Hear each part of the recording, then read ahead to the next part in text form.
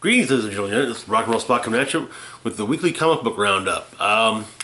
This is not a new regular location. I'm at my parents' house for Thanksgiving.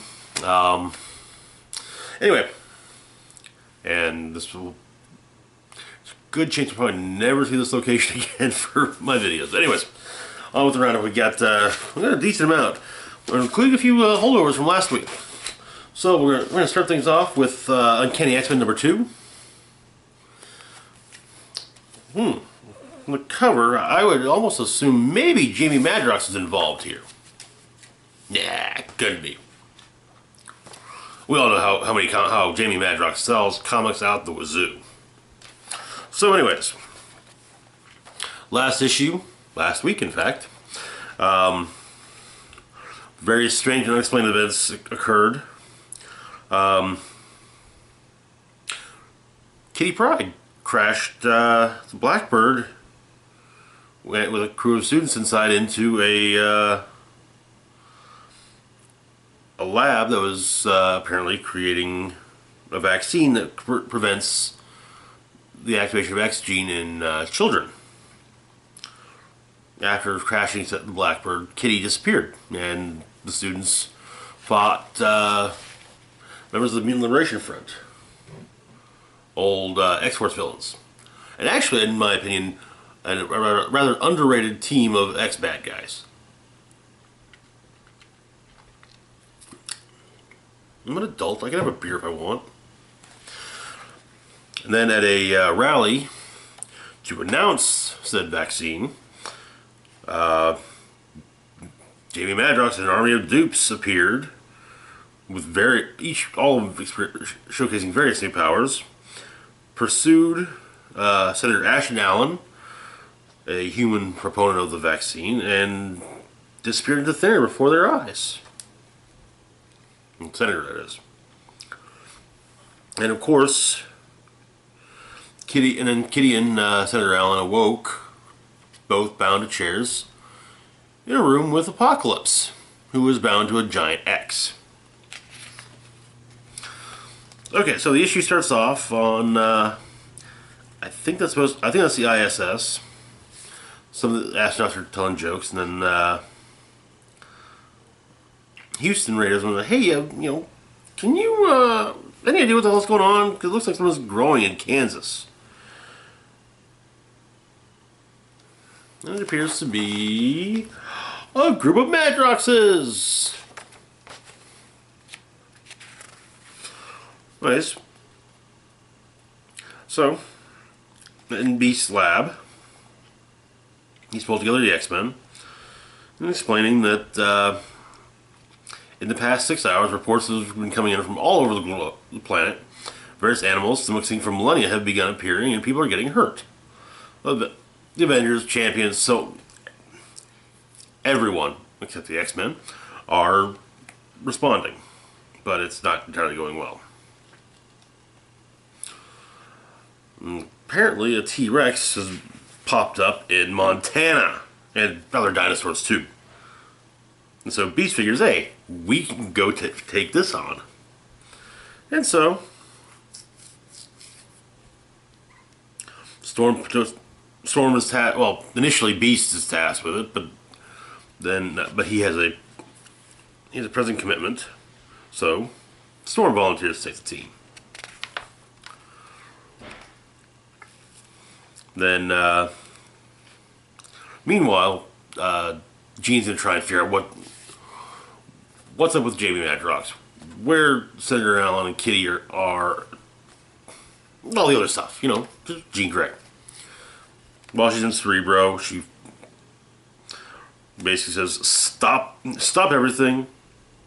Don't let Storm's team leave yet, because Jamie's planning another attack." And so she says, "Take the team. All right, we'll split the team up. Half of it will go with her to deal with Matt, or to deal with the." So, anyways, Storm's half of the team goes to Kansas to deal with Jamie. Jean's half goes to Montana to deal with the dinosaurs.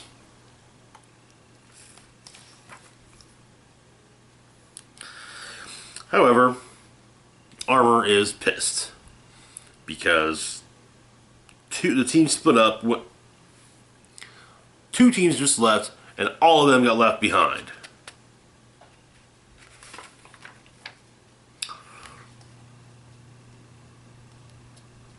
However, she wonders where did Beast get off to.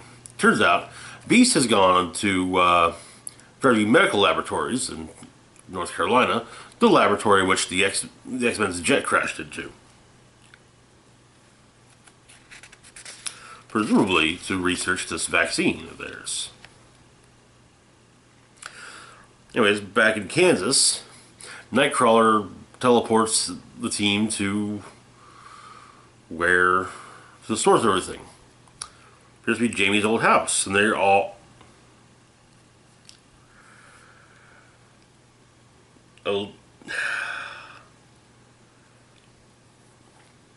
I don't think Legion is a good enough word to describe just how many dupes there are. There's a metric fuck ton of Madroxes there. All saying, go back home, leave us alone, you can't be here, they're all gone, our fault. And they all seem to have different powers.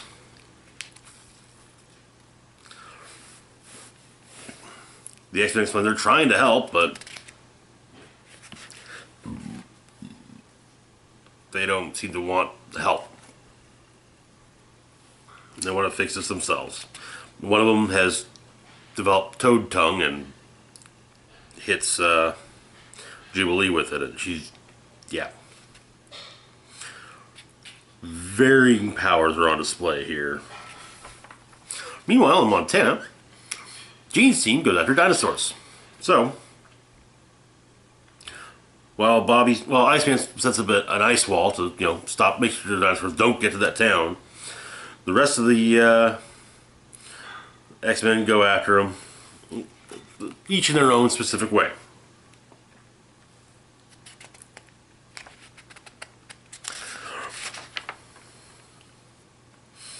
One of them getting its head and one of its arms cut off by X-23, only for X-23 to be eaten by Tyrannosaurus. And then, as Jean's about to go in and try and save her, Bishop's like, "Oh, give her a minute." And then X-23 does one of those awesome things anything related to Wolverine has done, and cuts her own way out of a friggin' T-Rex's stomach. How cool is that shit? And then looks at the dead body of the T-Rex like, that all you got? This leads Jean to saying that, like 73 did, and so you're going to have to up your game if you want to take the MVP title for today. I think is, yeah, but shouldn't Laura lose points for being eaten in the first place? And, Jean kind of says, you can try telling her that. Yeah, that's a hard pass for Iceman. Anyways, back at the school, we've got a bunch of demonstrators chanting, "Muties go home," because they're not that original and not that bright. The students kind of remark about the fact that, go home, this is our home. Where the hell, they're literally in their home.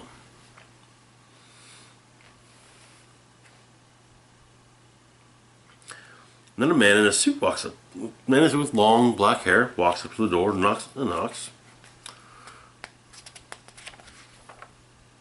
the students answer. He introduces himself as Legion, Professor Xavier's son, and he's here to save the day.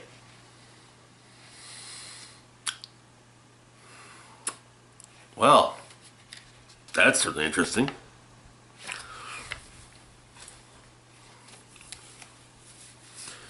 This is definitely shaping up to be, if anything, an interesting X-Men story. Next up, we've got Astonishing X-Men number 17. Where last we saw this team of X-Men. Well,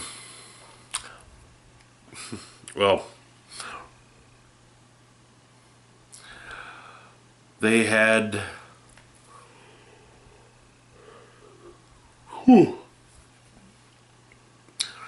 inadvertently let the Reavers take control of frickin' Sentinels. They gave mutant-hating cyborgs mutant-hunting bodies. Giant mutant-hunting robot bodies. Not Havoc's best moment as a team leader ever.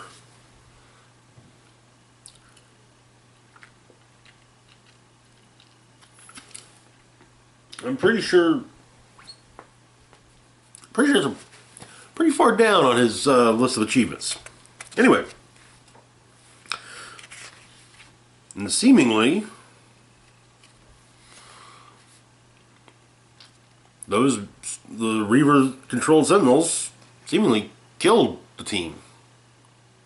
So anyways, they stand over the Sentinels are standing over apparently the dead bodies of the X-Men, and then and it's like, that was so cool. So they fly off, and turns out Dazzler can make hologram. Well, illusions out of light, including the illusion of a double of a person. Not a double that really does much of anything, but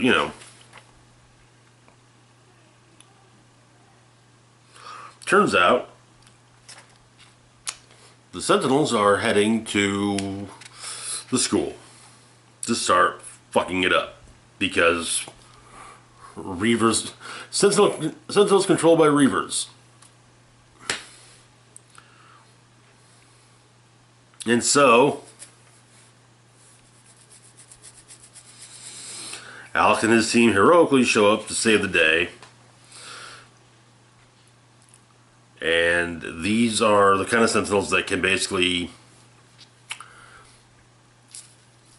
they can repair damage by, just grabbing anything that happens to be hanging around. Oh, hey, my arm just got blown off. I'll just slam this truck in its place. Then Zombie Bishop shows up and helps us save the day.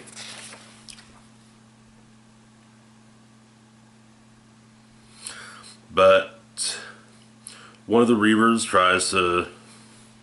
Okay, Beast explains what the Reaver's trying to do. The Reaver's trying to hijack the nanotech that Beast put in Banshee's body. So he is just letting loose the sonic scream. Colossus is trying to muffle it. And then Dazzler. And I'm an idiot for not even realizing that Dazzler, not just that she takes one for the team, she takes one for the day. And just has Banshee let loose on her.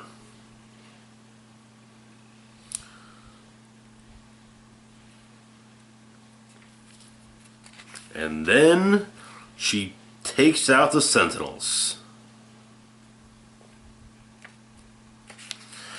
Because her powers require her light powers require sound. Banshee was letting off sound. So they unhook the Reavers from the remaining remnants of Sentinel tech.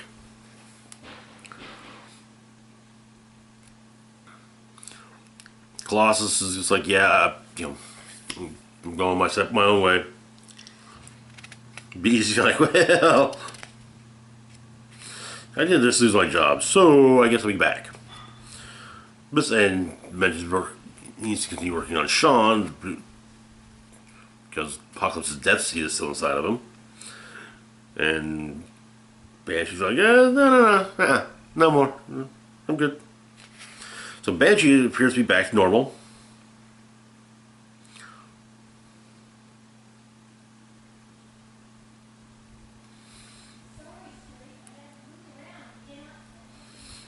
Then the X-Men go to leave, and General Callahan shows up, head of the ONE, and him and Kitty have a disagreement. And he basically, and Alex takes one for the team. And it's like, it was just me with the Reavers. Leave the X-Men alone. In exchange, he starts peacefully. And he doesn't really tell the tapes he made of illegal experiments on mutants, kidnapping and killing of the Reavers, and the attack that he led that destroyed an apartment block downtown.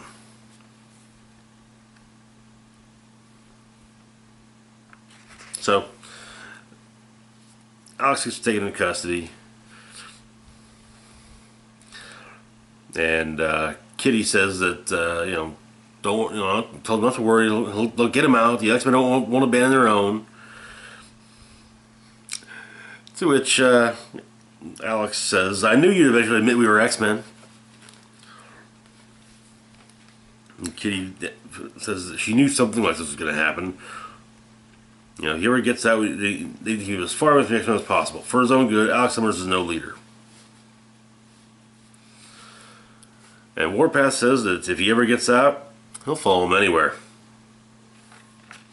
And that is the end of this run of Astonishing X-Men.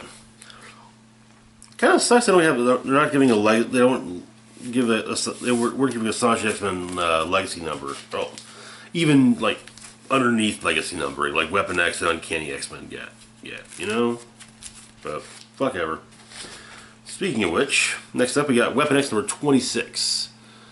Where things left off.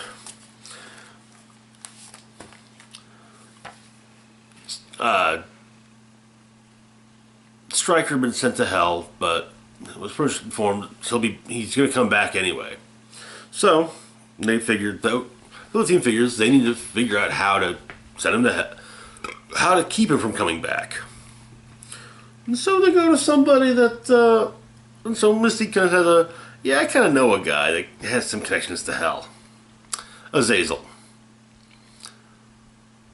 the father of Nightcrawler. Yep. This arc's all about Mystique and her baby daddies. And so Azazel ends up lopping off Sabretooth's head. Anyway, the issue starts off in a hospital. Nurses are talking, Sabretooth. Eventually, Sabretooth wakes up. And he's completely noticed. He's pressing the call button. No one notices that his they didn't get his name right on the bracelet.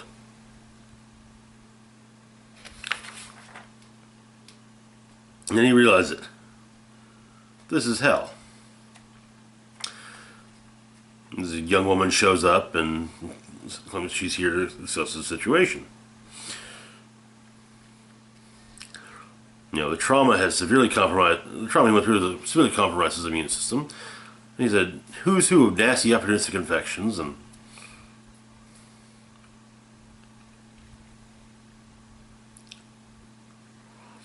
she explains she's from accounting, though, so she can't prescribe him anything. But she's here about his bill. But then there's another patient that's being very loud, and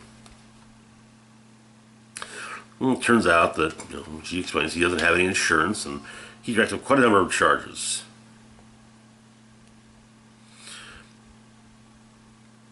And she explains that she's itemized every little thing he's ever done.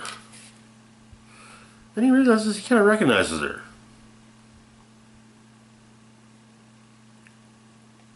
And she explains who she was.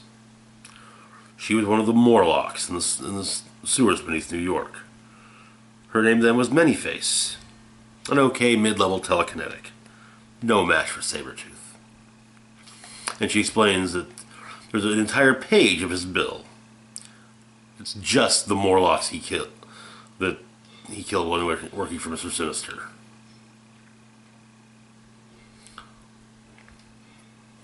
And he's kind of curious how she ended up in hell, and she's going, she was a match for the frat boys who disrespected her. After what she did to them, yeah. And apparently she explained the whole, he said, oh, I'm inverted, I'm kind of like a hero now. And she looks like, yeah, looks through, oh, here it is. A few lines at the very bottom of the last page are the credits he's racked up, he's earned during this inversion.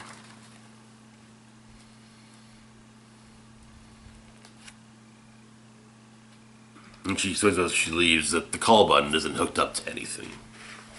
So,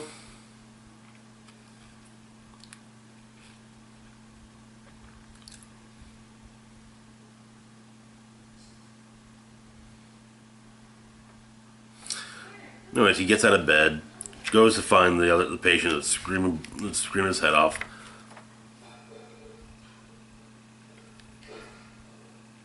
It's his son, Graydon Creed, the son of Sabretooth and Mystique, the human son of Sabretooth and Mystique, who in fact led an anti-mutant terrorist group known as the Friends of Humanity. Graydon's strapped to a bed and in pain, trying to get him to stop, and he asks Sabretooth to smother him with the pillow. And that's the point where Victor realizes that hell is where he belongs. Next we cut to Deadpool. Well, Wade Winston. No. It's Wilson. It's Wilson.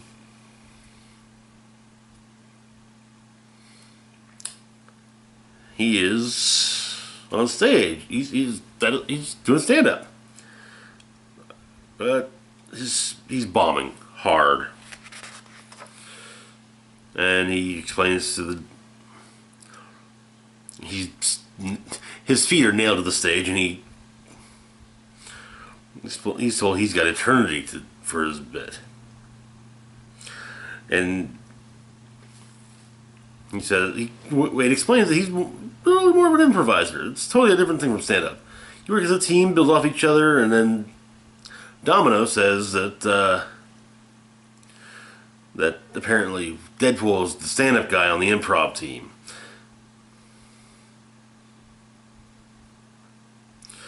And apparently her hell is listening to his jokes.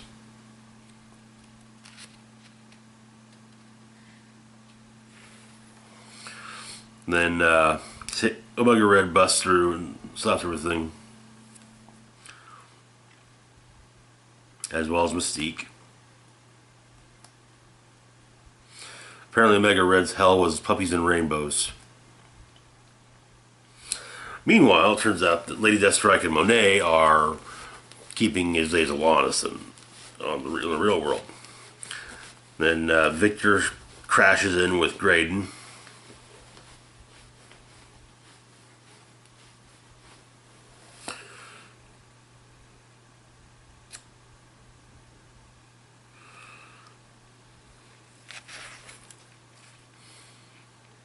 And then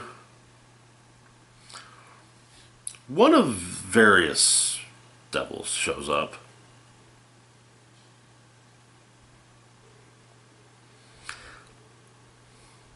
Various artists draw Mephisto variously depending upon the story. He figures what's going on.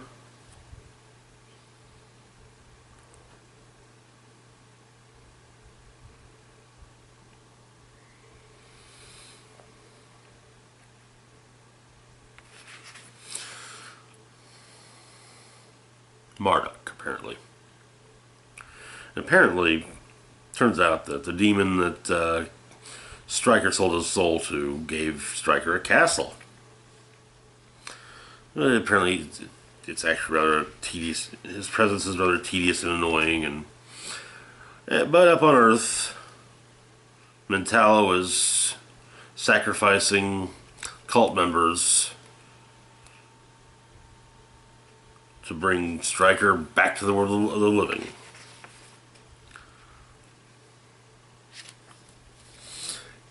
So that is where the issue ends. Should be interesting to see if Creed ends up bringing his son back to the world of the living or not. But anyways, next up we've got West Coast Avengers number 4. Now, where we left off with our West Coast Avengers, Kate Bishop, Hawkeye, had been changed into a giant hawk woman. Anyways, the team is trying to stop the various giant monster creatures that Brodok has created.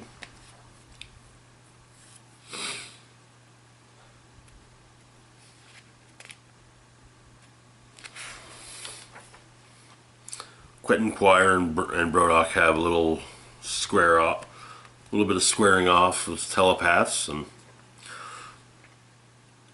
Hawkeye, Clint, finds a machine. He's able to Aversa. He asks if Quire knows any Latin, and yeah, he does. And of course, Aversa means back. So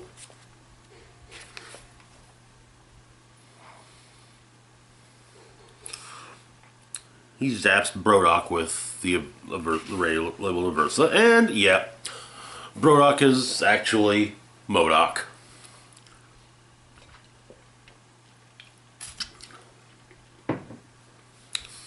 And he's pissed. But, well,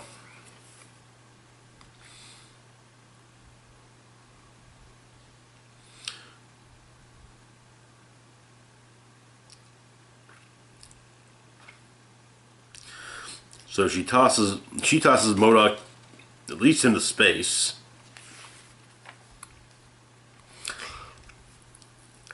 While the other giants are rampaging about,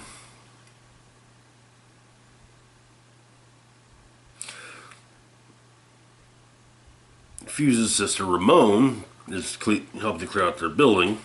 Of course, Fuse tries to, tell her what to do at one point, and that doesn't go well for him.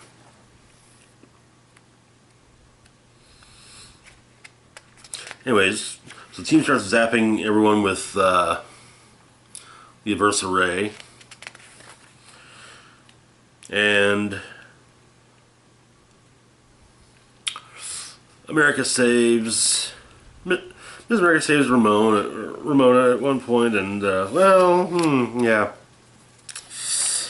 that's gonna be a thing.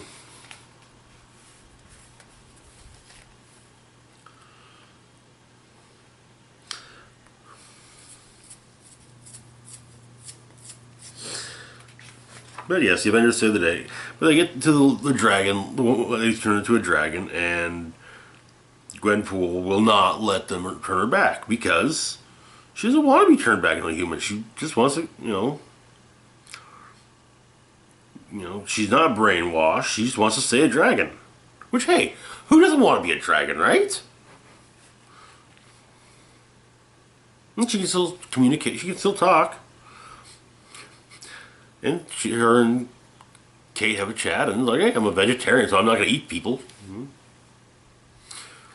Also, Clint offers Tiger a place on the team, and she just kind of laughs in his face. Is like, no, no way.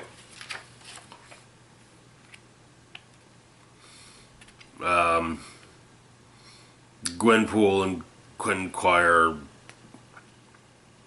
they agreement that they are totally not a thing. It was a one-time, and them making it was a one-time only. But they hate each other and then make out, and then Cap calls Kate.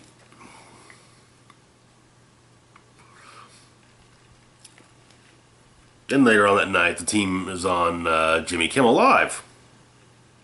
Kind of saying, yeah, we're the new West Coast Avengers. And a handful of villains. The Eel, Zatanna, Graviton. the Dutch Oven, and Madame Mask are all watching this like, really? I'm actually looking forward to seeing these guys back in action. So, the next issue will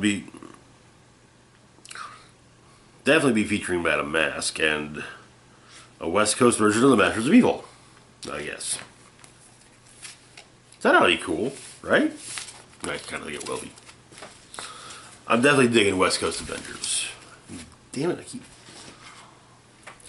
Next up, we've got Infinity Warp's Ghost Panther, #1. Obviously, this is a warp of Ghost Rider and Black Panther. So anyways, T'Challa argued with his father, the king, and the king was like, "Fuck out of here, you instant little shit." But he became, he made a new family, namely a man named Jericho Simpson, like also Brother Crash, does a stunt show. And so they can't call T'Challa, son of T'Chaka, Prince of Wakanda, T'Challa, and so he becomes Johnny Blaze. When he nearly dies during a stunt, he meets the demon Zarathos, Hunter of Souls, Panther Queen of Vengeance. Zarathos makes an offer. Hey, you bring me souls, you'll live.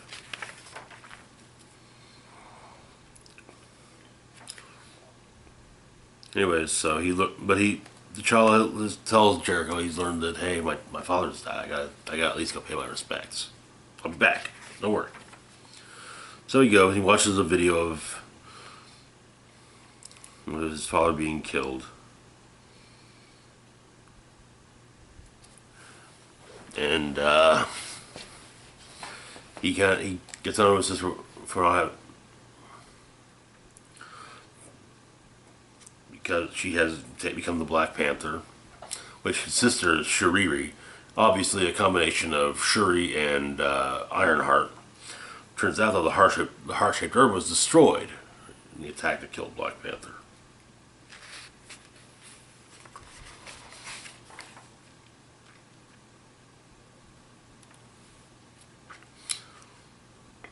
But so he's gonna go find out. He's gonna go find his parents' killer. And so he did.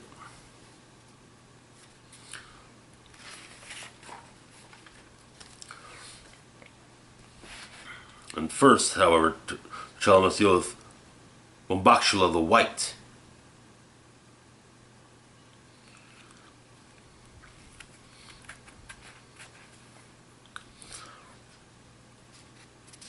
And of course, they duke it out. And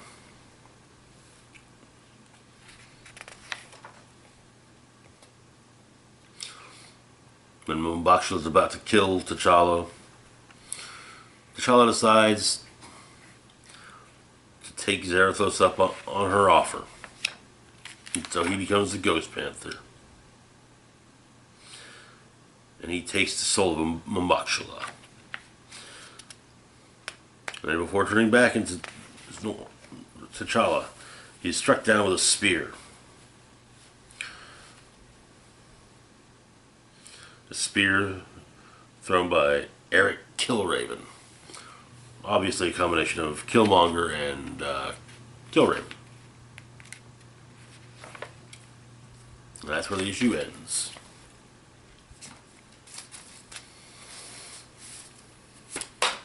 Damn it. Alrighty, next up we've got Sleepwalker #3. Last we left off, Sleepwalker had been making his way through the worlds of the Infinity Stones, and had attracted the attention of the organization known as Sleep, namely Agent Rick Fury. In Soul World, Christopher Powell, Dark Starhawk, is being interrogated about the dreams he's been having. well, Dream, by Rick Fury. And the two goes over the whole thing. It turns out that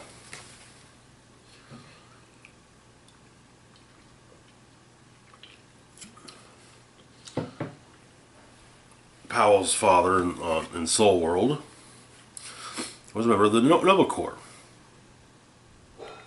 who was taking bribes from intergalactic criminals. Shortly thereafter, he found the Dark Starhawk amulet.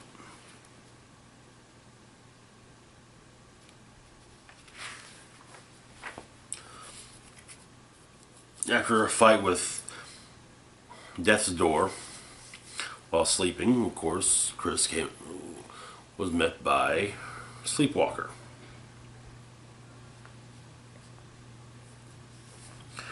Who said everything was going on. And basically, Dark Starhawk is connected to both time and space, as his amulet is from the future. And they end up in the Vast, the world within the Space Stone. A world of complete and total emptiness. And then Sleepwalker realizes his warp gaze can do so much with it.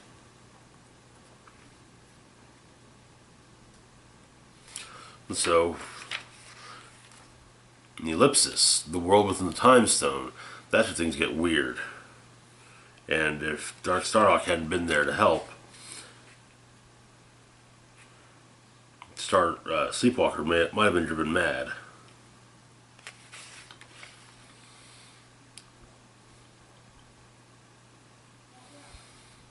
But they make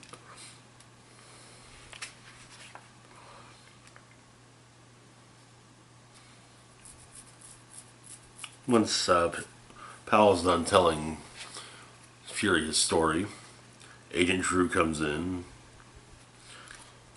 calling Fury Rick, which of course makes Powell realize Rick Fury is half the the person that Sleepwalker's looking for. Then we get the World Pool, which is with the world within the Reality Stone. The World Pool is the world's biggest repository of comic books, basically. All organized in long boxes.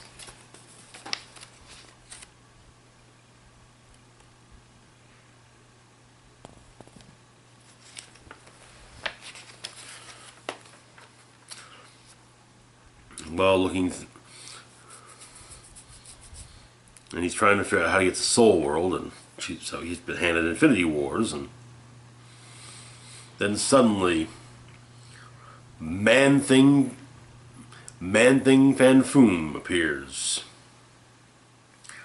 dragging Sleepwalker into the comic. Of course, the Archivist can only sees all this happening basically size those Wednesdays. And so we get a glimpse of all manner of realities.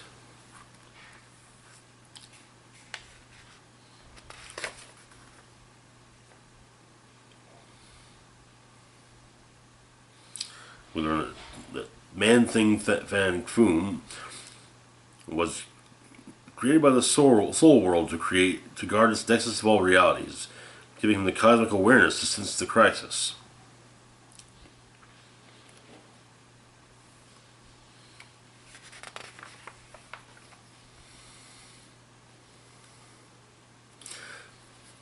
And it turns out they also have talked to Scott Banner.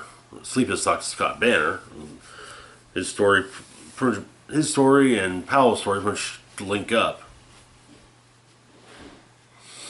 And so Rick Fury decides that Sleepwalker is dangerous, and well, it's time to put him to bed. And so the issue ends.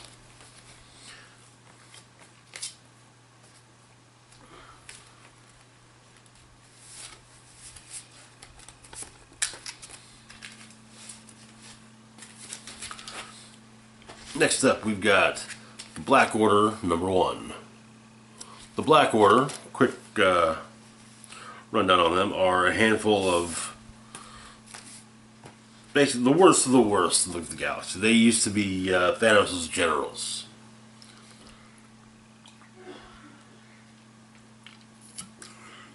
If you've seen Avengers Infinity War, you've met a few of them. Corvus Glaive, Ebony Maw, Proxima Midnight, Black Dwarf, or as he was called in the movie, Cull Obsidian. And not in the movie, but in this, Black Swan. So, apparently, more recently, they were served as players in a cosmic contest between the Challenger and the Grandmaster. When the game was over, the Grandmaster made them an offer they couldn't refuse. And so the issue begins with Corvus Glaive killing someone, then thinking to himself,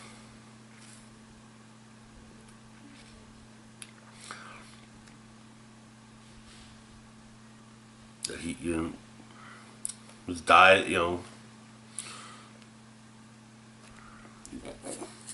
various thoughts such as, please don't kill me. That's what they all say in some fashion, in whatever language, those who see it coming, that is.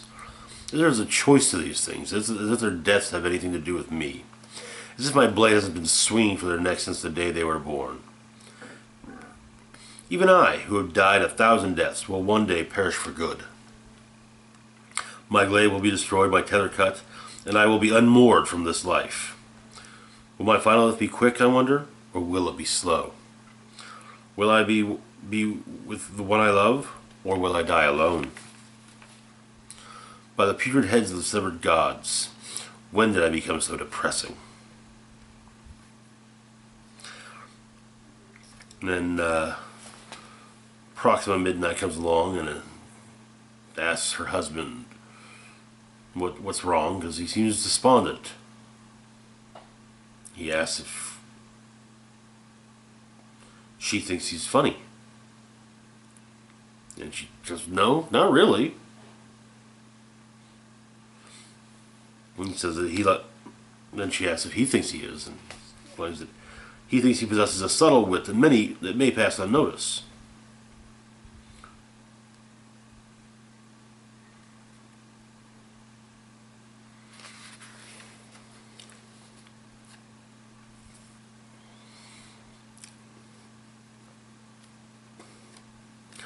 As they go to kill more enemies, we cut to Black Swan, who's just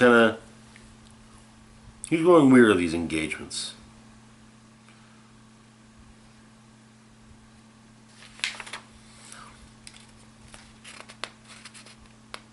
However, before they do, the king of this world comes to them, and they quickly put him down. But not before he explains that he only joined the Cenarian Empire because if he hadn't joined it willingly, it would have been the consequences for his people would have been severe. However, they still kill him.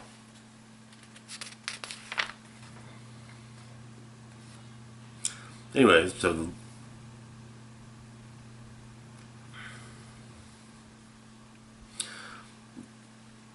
the Emperor of the Cenarian Empire, he's kind of freaking out now because the Black Order appears to be after killing rulers of his vassal worlds. But no. So he has one of his people send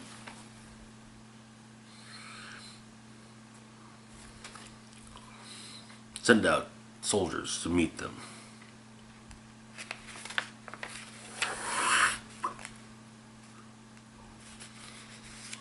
Led by Big Angry. And so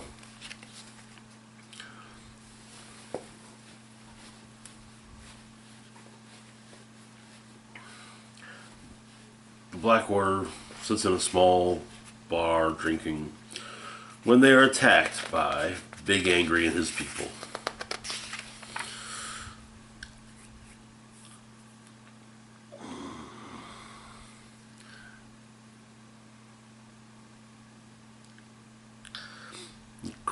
Corvus Glaive tells the Black Order to kill them with violence, and they do.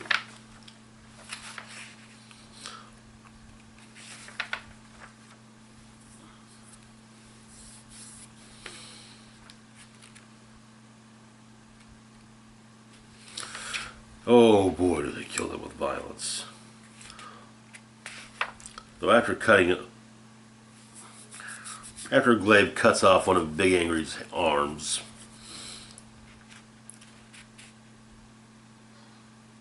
he asks Big Angry just how many soldiers he's brought with him. Big Angry explains, he brought them all.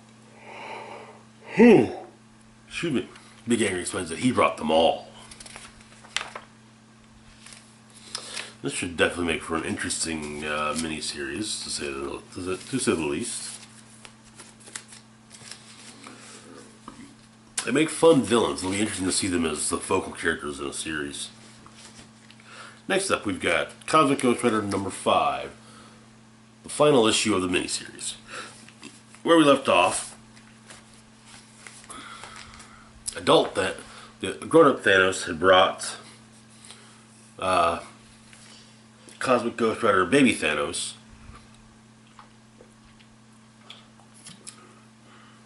to a world that was a peaceful utopia, except for the part that those who need to be punished call home. They fought about it a little bit, and Thanos smacked the crap out of Cosmic Ghost Rider, and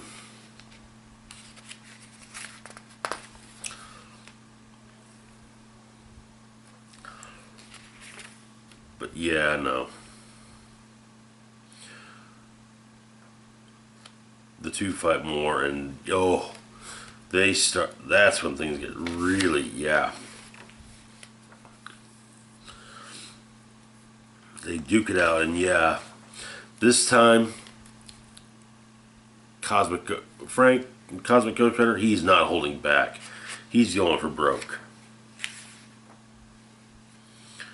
And when he gives Thanos penance, not the penance there, but penance.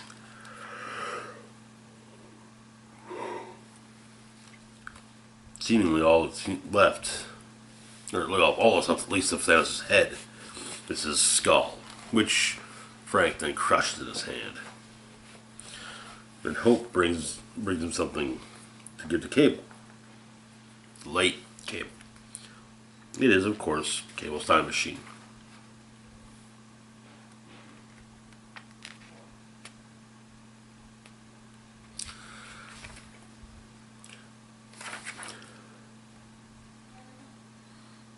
And as they leave, baby Thanos asks, you're going to take me home now, aren't you? And I was like, Frank says, I am.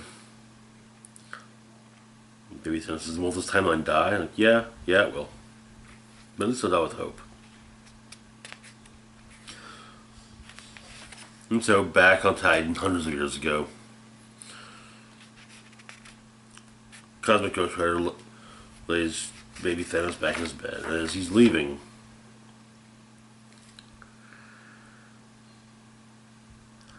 hooded figure thanks him.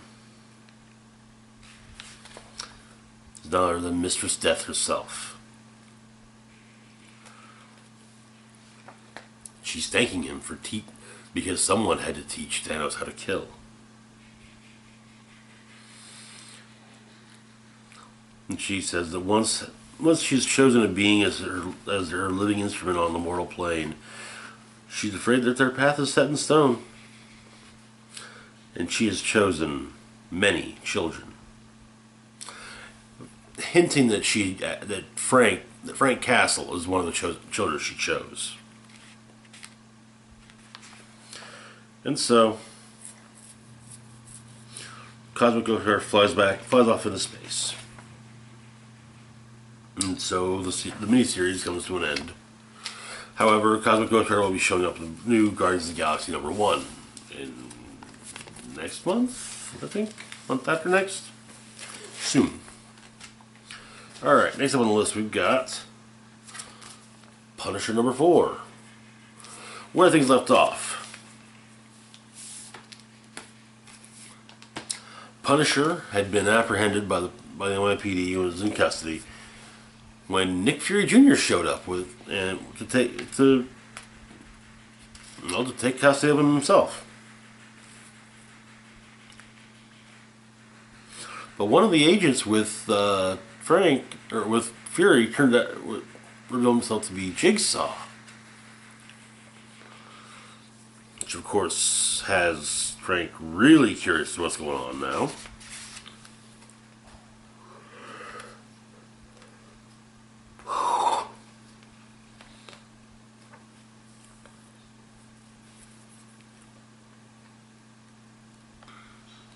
Of course, shit goes downhill, and it turns into a bloodbath. Frank manages to get himself a gun, and turns out that Nick Fury Jr. was in fact the Chameleon. Oh yeah. Frank manages to put Jigsaw and his men through hell. Jigsaw and Chameleon manage to escape. Which everyone else is dead, though. However, Frank does take a bullet to the arm during his attempt to escape. But he manages to get out. However, with all the dead bodies being cops, it's mistakenly believed that the Punisher killed his way out of there, killing all the police.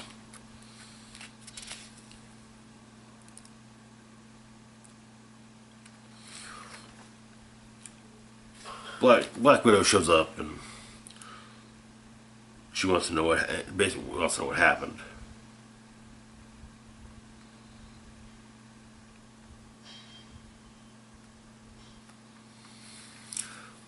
So he manages to find out that Hydra's recruiting.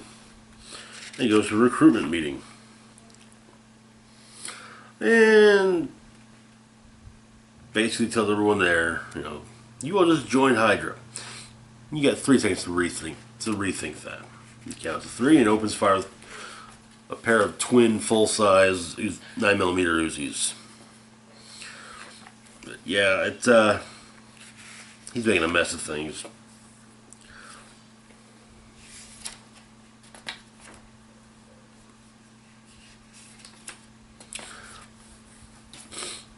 And then Garen Winslow, who is the Hydra's PR guy at the moment, managed to hide himself pretty well, and comes out with the rings and explains that he has inherited his master's tools. But unlike him, the Mandarin, Frank won't be able to catch him off his guard so easily. He says, "Hail Hydra, hail the rings of the Mandarin." Next issue will be interesting. Of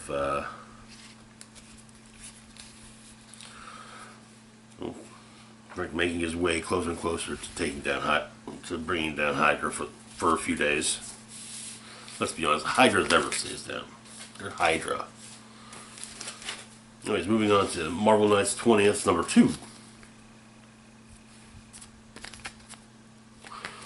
Where we left off, Daredevil, Matt Murdock had been beaten, got into a brief fight with Detective Frank Castle in a graveyard. As he was beginning to remember his life, he went back to his old office, gave Foggy Nelson his card, it was blank. He was being followed briefly by a man named Bullseye. It turned out that somehow Dr. Doom was involved. And Matt also had a brief conversation and started to truly remember things during this with his dead ex-girlfriend, Karen Page. So this issue picks up with Karen and Matt talking. And things are starting to come back to Matt, to Daredevil. Things are beginning to come back to him. And yeah, Karen is still definitely dead.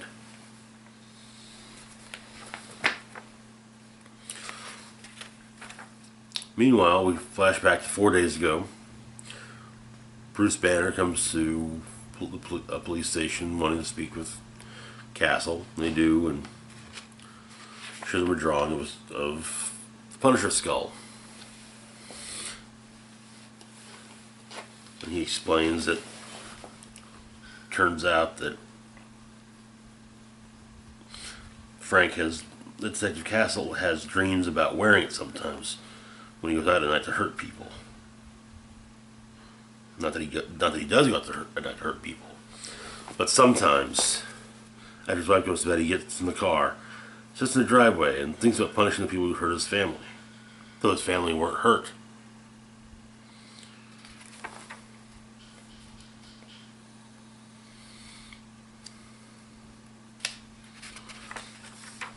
So they're going after their next target, Elektra Natchios, who teaches a mixed martial arts.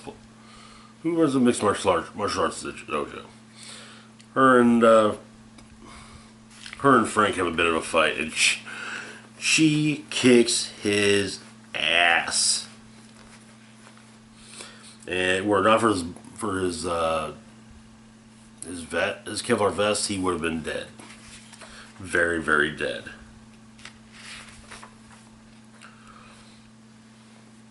And she explains that, yeah, she feels that something isn't right. And she knows she used to be somebody else. She remembers bits and pieces, but she knows one thing for sure. That in that other life, she lifts up her shirt and shows some scars on her abdomen. She got those scars that other life. She doesn't know who gave them to her or why, but the part that scares her the most is that she can't shake the feeling that she deserved it.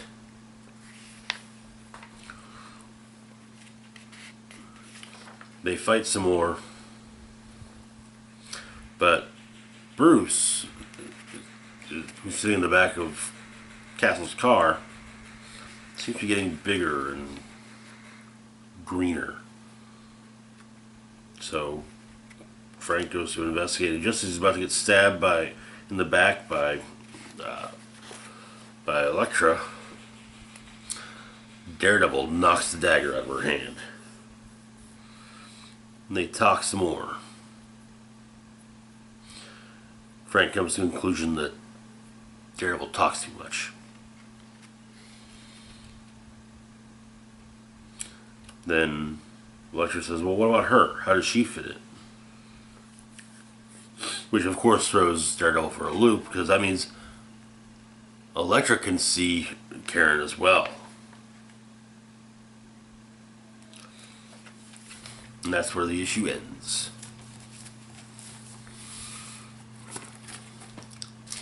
Be interesting to see how Dr. Doom, Kingpin, Taskmaster, and so forth play into this. Anyways, last book of the week, we've got Alien 3, the unproduced screenplay. An adaptation of William Gibson's, obviously, unproduced screenplay for Alien 3. Or, well, for the movie that would eventually become Alien 3. So we start off on the Sulaco. We get some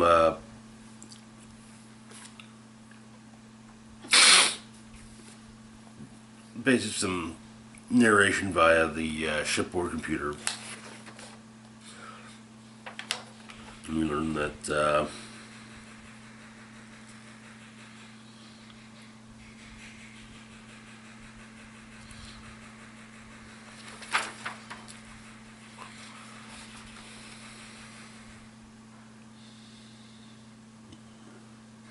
the Union of Progressive Peoples comes after the ship.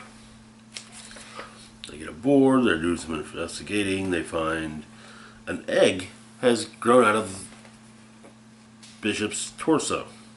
A facehugger egg, which opens up, attaches itself to...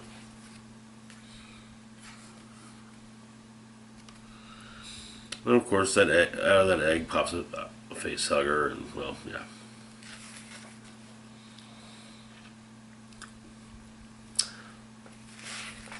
So the ship eventually makes it to its Weyland-Yutani destination. New Weyland-Yutani destination, I should add. And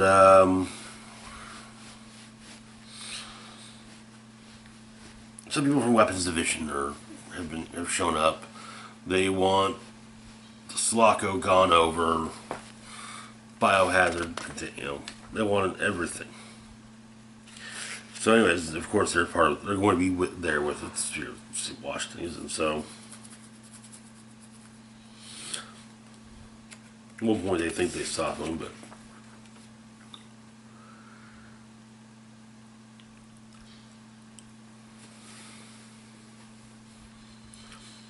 as they get to the hollow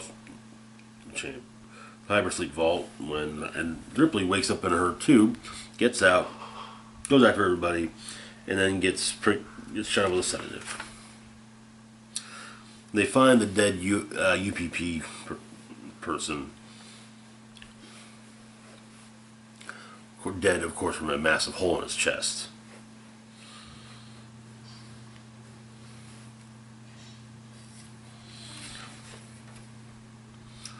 Well, meanwhile, the UPP Rodina at the UPP space station known as Rodina,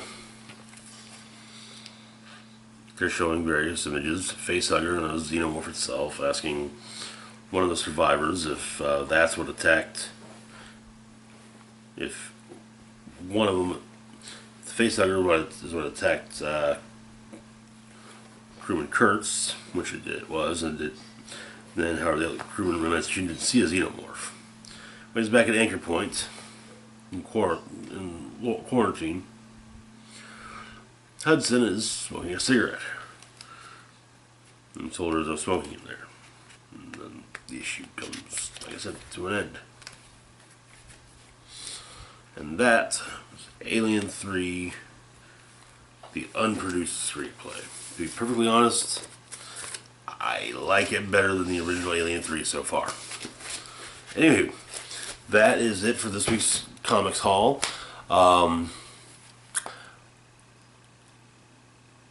Probably not going to be putting another video until Saturday.